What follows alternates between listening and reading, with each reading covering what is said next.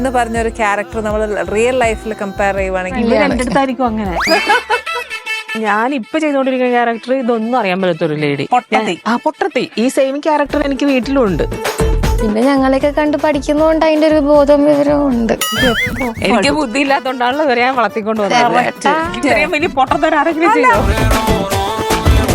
Mock ഇനി ഫിലിമിലൊക്കെ ചെയ്യാൻ ഭയങ്കര ഇഷ്ടമാണ്. അമ്മയായിട്ടൊരു പേരിപ്പം ആക്കി വെച്ചിട്ടുണ്ട്. ഇത് അത് ചീത്തയാക്കാൻ എനിക്ക് ഞാനായിട്ട് ഇറങ്ങിയത് കൊളമാക്കാനുള്ള ഒരു ഇത് എനിക്കില്ല.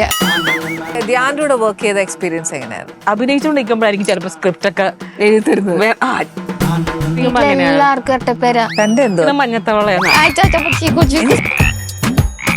എന്നെ ഫോണിൽ വിളിക്കണേ, എടി എടി എടി നീ അങ്ങനെ ചോദിക്കണേ. ചില സമയത്ത് നമുക്ക് ഇവരുണ്ടല്ലോ.